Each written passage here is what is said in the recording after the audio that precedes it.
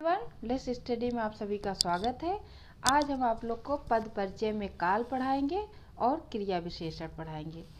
और हम आपसे ये कहना चाहते हैं कि अगर आपने हमारा वीडियो नहीं देखा है तो आप लोग यूट्यूब पे जाके ज़रूर देखिए हमारा वीडियो। इससे आपको पेपर में ज़रूर से फ़ायदा होगा। और आपके कल बोर्ड एग्ज़ाम के लिए सभी को शुभकामनाएं। आप सभी लोग का पेपर बहुत अच्छा हो। जो हमारा वीडियो देखता है उनका भी, जो नहीं देखता उनका भी, सभी के लिए शुभकामनाएं। और बहुत अच्छे से आप लोग पेपर करिएगा, बहुत ध्यान से।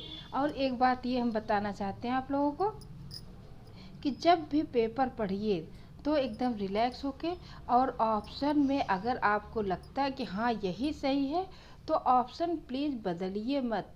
अगर आपको लगता है कि हाँ थोड़ा गलत हो सकता है तो बदलिए। कभी कभी ऐसा होता है कि जो मैंने सही लगाया है उससे चेंज करके दूसरा लगा देते तो गलत हो जाता है। इसलिए बहुत रिलैक्स होके पेपर करिएगा और आप सभी लोग का पेपर बहुत अच्छा होगा। आइए पढ़ना शुरू करते हैं। काल पर काल क्या होता है? टेंस जो होता है उसी को काल कहते हैं। समय एक भौतिक इकाई है तथा काल एक व्याकरणिक भौतिक इकाई है। समय के प्रति वक्ता का मानसिक बोध जो समय के प्रति वक्ता का मानसिक बोध जो भाषा में व्यक्त होता है वही काल है। जैसे पद परिचय में जब क्वेश्चन आता है तो कभी कभी एक लाइन पे दे देता है, उस पर अंडरलाइन खींच देगा कि बेचता है, तो उसमें आप ऐसे समझ पाएंगे जब इसे अच्छे से क्लियर करके काल को पढ़ लेंगे। काल को वर्तमान काल जो इस समय हो रहा है, भूतकाल जो हो चुका है तथा भविष्य काल जो होने वाला है, तीनों वर्गों में बांट लिया जाता है। इसके लिए क्रमशः है, था तथा गा काल सूचक चिन्हों का प्रयोग होता है। जैसे पहला देखिए, वर्तमान काल यानी प्रेजेंट टेंस। कथन के क्षण के साथ साथ क्रिया का व्यापार होना अर्थात वर्तमान समय में होना वर्तमान काल के अंतर्गत आता है। जैसे इस समय जो चल रहा है इसे क्या कहेंगे? वर्तमान काल। ठीक, आपका कल पेपर होगा उसे क्या कहेंगे? भविष्य काल। ठीक है। जैसे उदाहरण देखिए, वह किताबें बेचता है तो इसी समय बेच रहा, वर्तमान में। आप क्या करते हैं? मैं खाना खा रही हूँ। सूचक है हूँ। ठीक है। दूसरा देखिए, भूतकाल यानी पास्ट टेंस।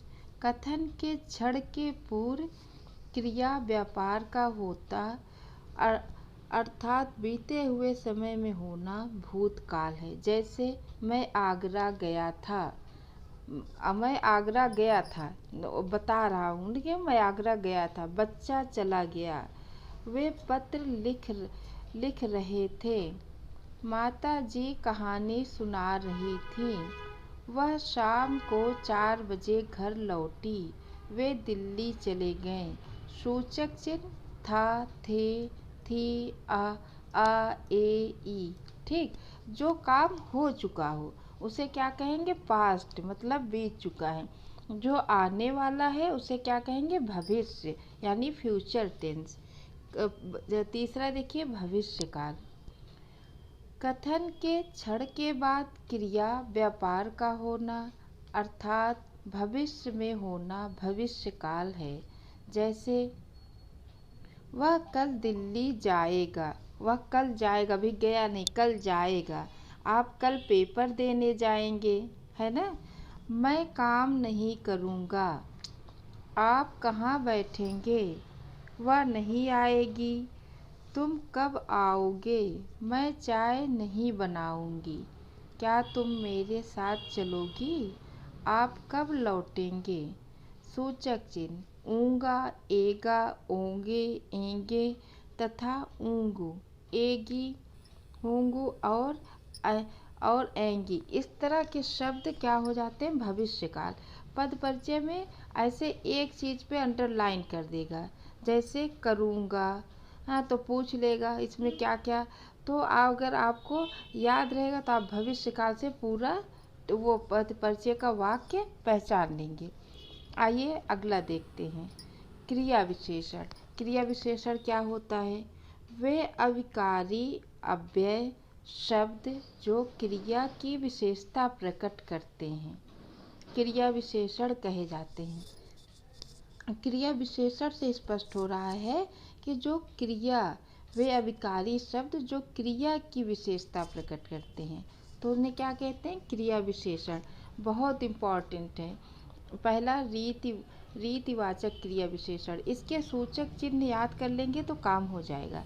ध्यान से सूचक चिन्ह सुन लीजिएगा। अब पहले इसके बारे में, जिन क्रिया विशेषणों से क्रिया घटित होने की विधि या रीति से संबंधित विशेषता का पता चलता है, वे रीतिवाचक क्रिया विशेषण कहलाते हैं।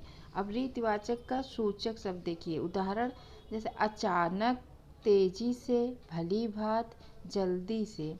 अगर ये शब्द वाक्य में रहे और इस पे अंडरलाइन रहे तो आप क्या बताओगे? रीतिवाचक क्रिया विशेषण। ठीक है। जैसे गाड़ी प्लेटफार्म पर अचानक आ गई। अब अचानक पर रहेगा तो आप बता लोगे कि यह रीतिवाचक क्रिया विशेषण है। मैं उनसे भली भांति परिचित हूँ। ठीक है। रीतिवाचक में अचानक, तेजी से, भली भांति ये शब्द रहेंगे। जिन क्रिया विशेषणों से क्रिया के घटित होने की विधि या रीति से संबंधित विशेषता का पता चलता है, वे क्या होते हैं?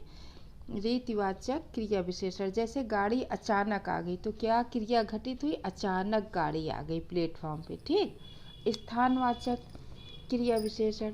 क्रिया के घटित होने के स्थान के विषय में बोध कराने वाले क्रिया विशेषण शब्द स्थानवाचक क्रिया विशेषण कहलाते हैं।